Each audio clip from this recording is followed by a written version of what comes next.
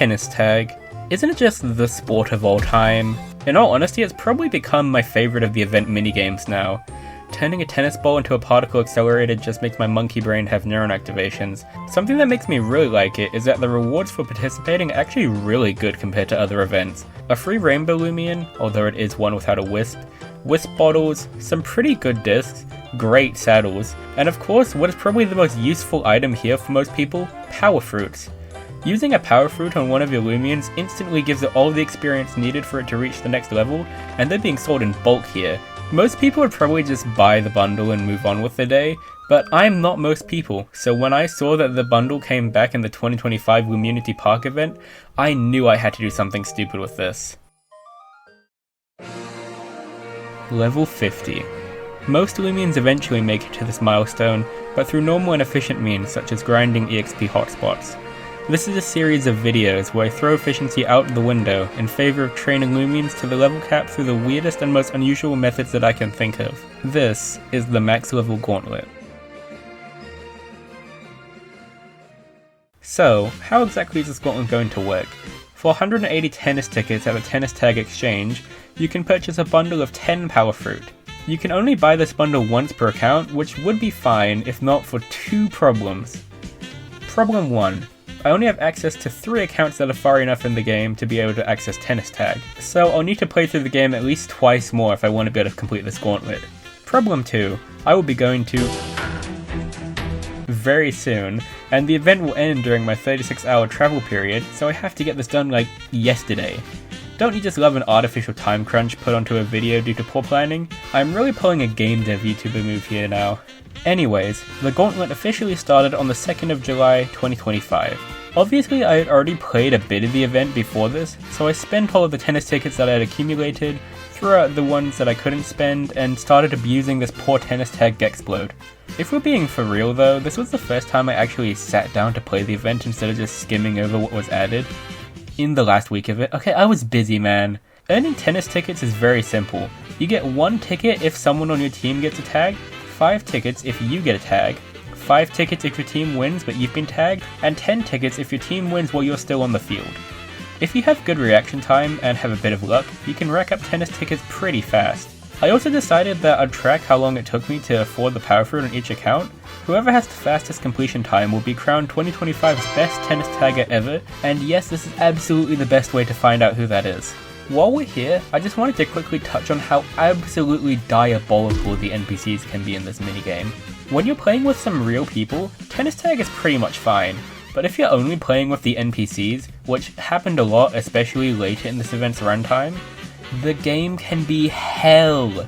So I'm 99% certain that the ball favours targeting a real person over an NPC, so most of the time the ball will be targeting you. Occasionally it will target one of the other NPCs on your team, and if it does that while the ball is going at Mark 3, something like this can happen. Oh my god, bro. The NPCs don't have reaction speed to worry about, it's just a chance if they get tagged or not instead of hitting the ball, so they're just able to completely destroy you so easily. It's honestly kind of preferable that my entire team gets out if I'm playing with NPCs, so this exact situation doesn't end up happening. Unfortunately, I can't control what the NPCs do, and this exact situation ended up happening a decent amount of times. Also, if you get out when you're only playing with NPCs, the game just restarts instead of letting the NPCs finish the game, which is probably a good thing since it prevents matches from having no actual people in them, but it also gets rid of the chance for the NPCs to clutch up and give you some extra tickets. I had already bought the power fruit on my main account, and I wanted to keep it for other purposes, so introducing Typhlosion for President, my alt account. Yes, it's named after this YouTuber for some reason, and yes, I spelled Typhlosion wrong somehow. Clearly there was not a lot going through my brain 8 years ago. I'm just gonna fast forward through this section until we reach the end of it. I know there's probably someone out there who wants to see the riveting tennis tag gameplay, but honestly it's not that interesting to watch. I hit the ball, got the tickets, that's crazy. After about 18 minutes, the first part of this gauntlet was already complete. But now we have immediately reached a problem. Okay, so here's the deal. I currently only have 1 account that is far enough through the story to be able to access the Loomunity Park. Apparently earlier I had said that I had 3, that is a lie.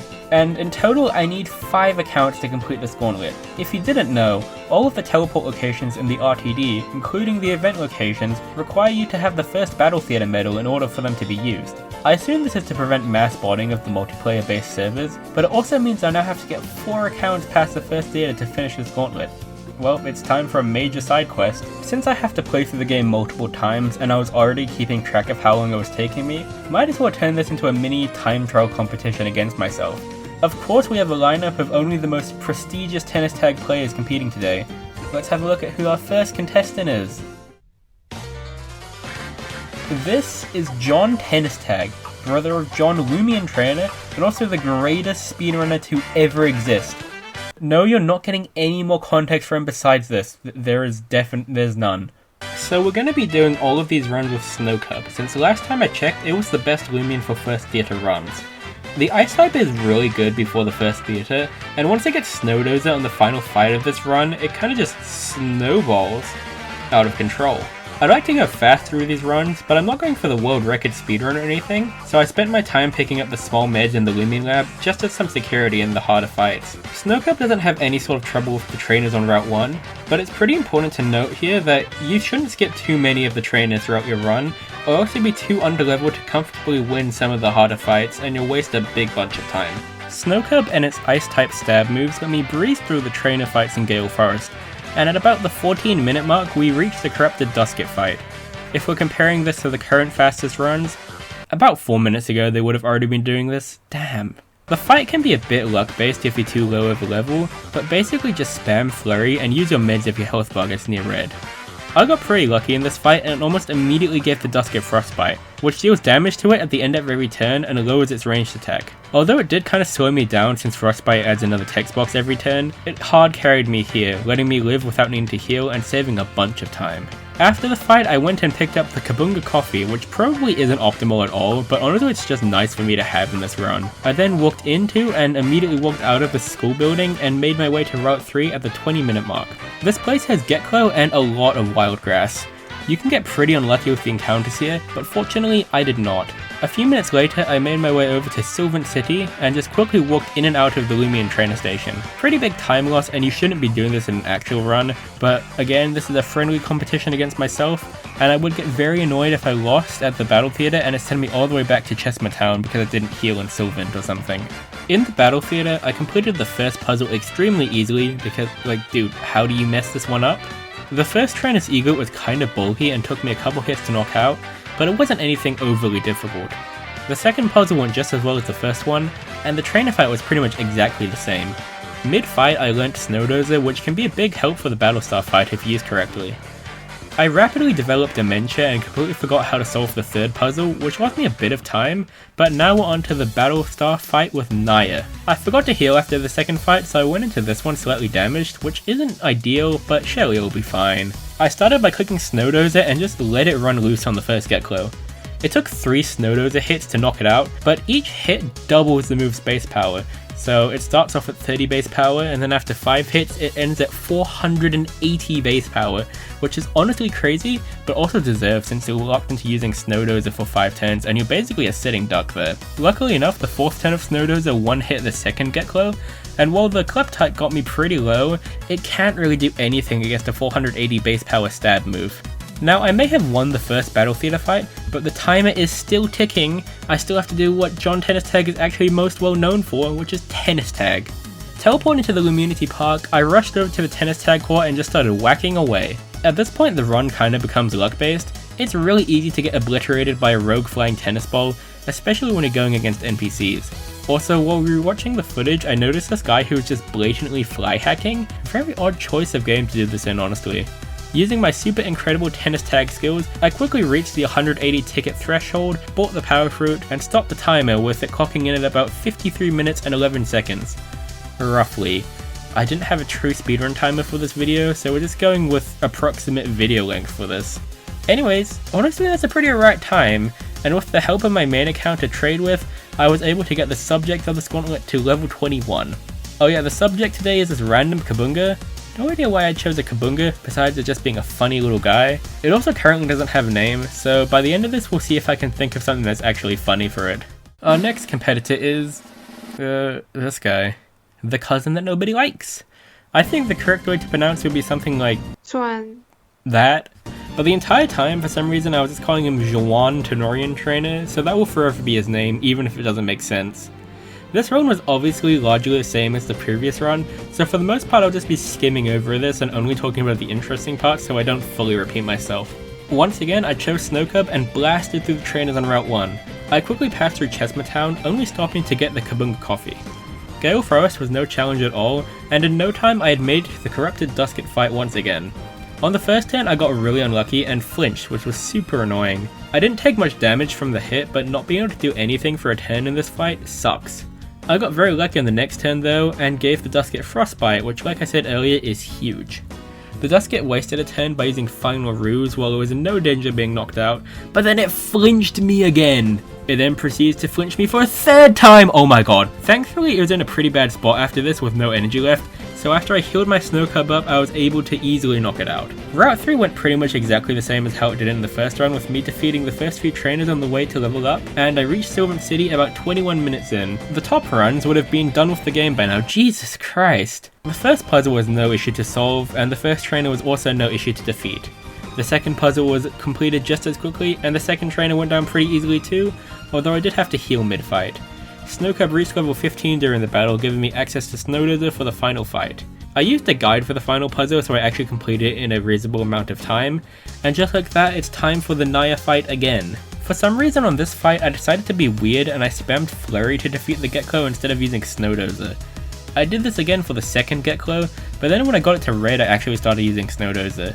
The first hit knocked it out, and then the Kleptite kinda just sat there and took it for some reason.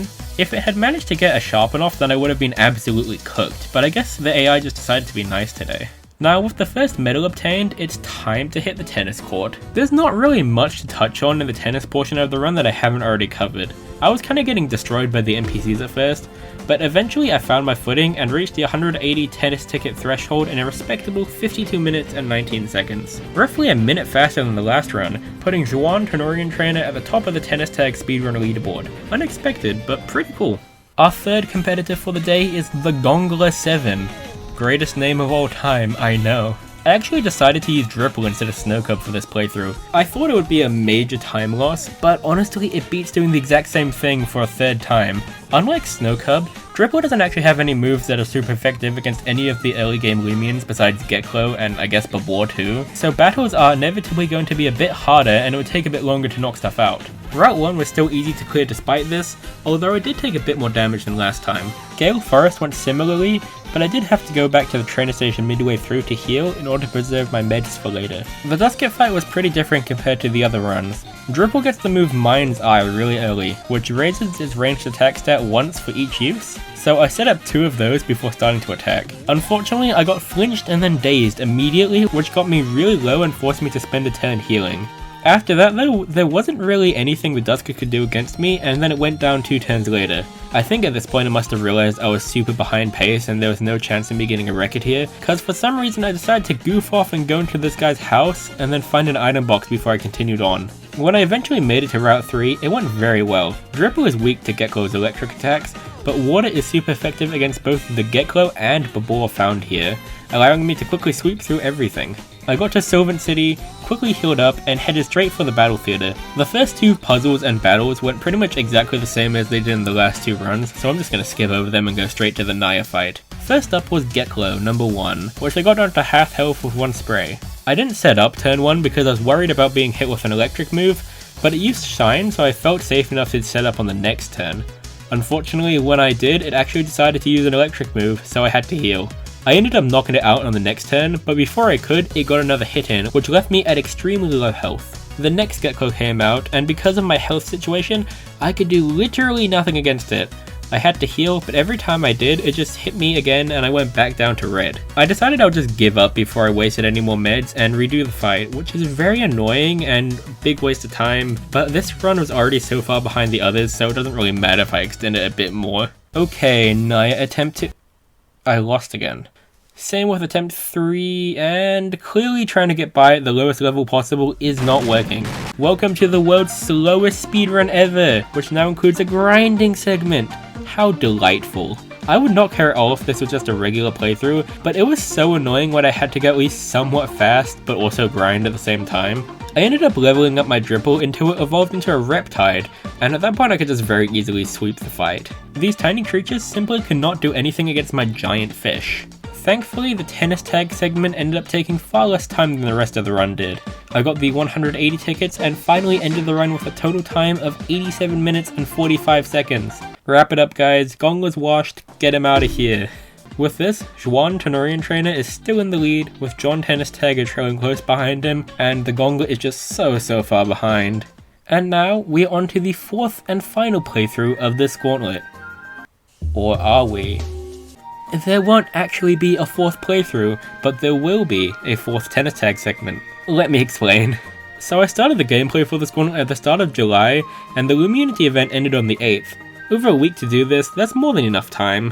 However, I am a professional procrastinator, and I put off doing this last playthrough until the last night of the event. I was also conveniently leaving at 4 AM the next day to go visit family overseas, like I mentioned earlier, so I could not do this in the morning.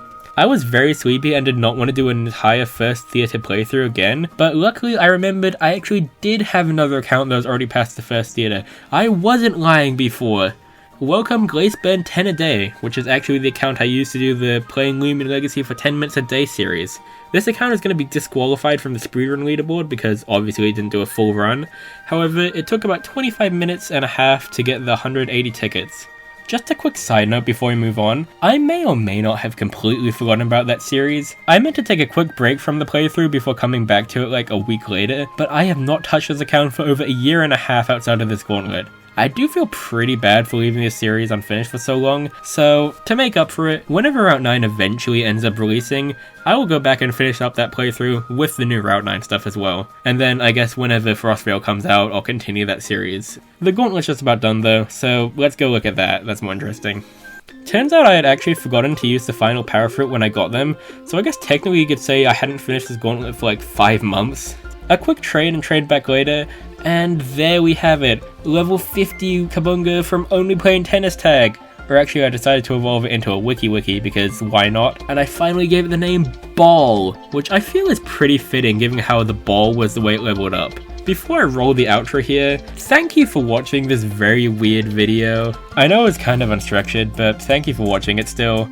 And also, if you have any other ideas for max level gauntlets I could do in the future, please leave any suggestions in the comments. I'm honestly kind of struggling to think of any really good ideas for this gauntlet. Like, I'd willingly do a bunch of them, but I'm not sure if they'd end up being very interesting videos. Anyways, thank you for watching, and Happy New Year, even though I'm almost a month late. Okay, bye.